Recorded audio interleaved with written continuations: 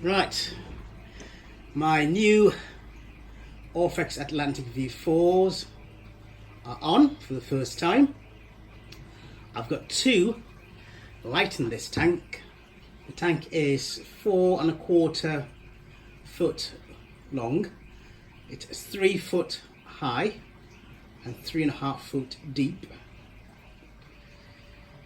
I've got two V4s Atlantik on this tank. I've currently got it on the slow acclimatization program. I need to figure out how long that takes, but I like the colour. I think I'm going to do what I did when I had my halides. I'm just going to leave them on full and just adjust the intensity. Minimum configuration, minimum messing around, and just let the corals adapt to the light. Let the fish adapt to the light. That's the way I like to have it. Just plug and play. Put in all channels 100%. Just adjust the intensity as I go along. It looks good. It's in the hood. Now the main reason why I have the lights in the hood is because I have two little kids and they will stare into the LEDs. They're very bright and I don't want them damaging their eyes. They're just going to look at it and think, whoa, disco lights, Christmas again. And they're just going to stare and stare and stare at it. Even if you tell them, don't look into the lights, they'll still look into the lights. So I've got a hood on. I quite like the hood. Going to monitor it, going to put on a fan to the back, extra fans later on today, and that's it really. Looks good.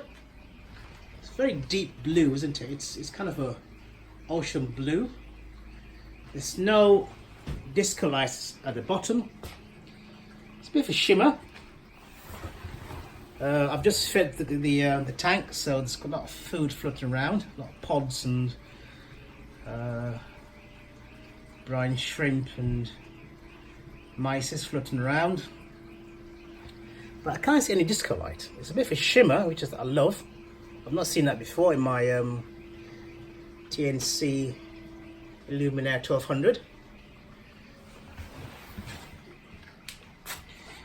And we'll see what happens. I hope this historic actually recovers. I only got it this week and it's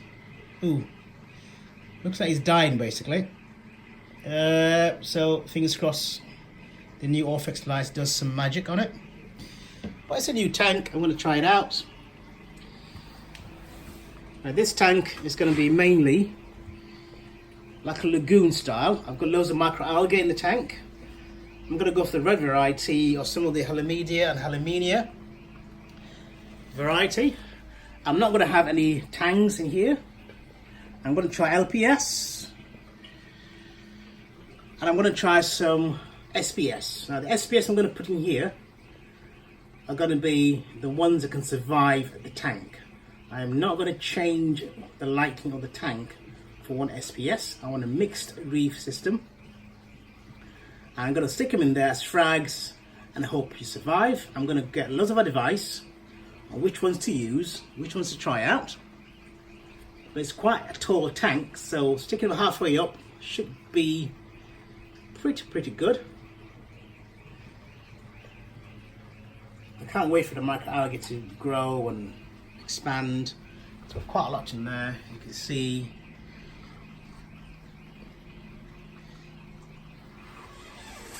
Now all the corals are kind of all closed up at the moment because I've just turned this on.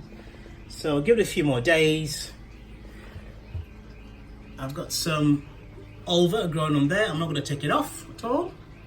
My sea hare has done a really good job at taking off most of the hair algae. I'm going to keep one in there because I think I'm going to need to. I feed a lot. I've got an automated feeding system that feeds about 3 times a day at the moment. Just 5 millimeters. So 5 mil, not millimeters, 5 mil.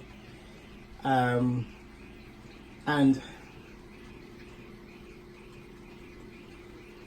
I'm going to keep it that way. The sump, straightforward sump. I've just got those Kessel 380 lights, and in there I've just got some Kato and some Ulva.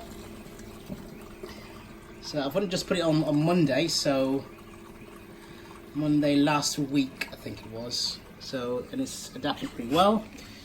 I've got my auto top off, which I'm going to change to the Tunzi osmolator later on this week. I've got my Aquamedic calc reactor steerer in there, and in here I've got a meter reactor, and in there I've got the Seacham Caprizor. So that's the one that takes all the heavy metals. I'm gonna leave you running basically 24/7. Behind there, I don't know if you can see, behind there I've got, just there, I've got my TNC fluidized sandbed filter. Now I believe in these things, okay? They absolutely nuke ammonia, nitrite, and the output from this, it's only giving me about 15, nitrates, 15, and that's it. But in the tank itself, my nitrates are actually undetectable. I'm having to add in nitrates and phosphates, which are both undetectable, largely because I've got this Kessel 380 and some Kato in there. And I think mainly at the moment is because of this very powerful hang-on back refugium I've got, and the very powerful Algae Turf Scrubber. It's got 27 watts of LED lights on both sides, and I'm growing Ulva on there. Ulva beats the pants off hair algae, I tell you that. I need to clean my Max Spec Gyro 250s. I need to clean the anemone cover for my MP60 Quiet Drive. And that's it.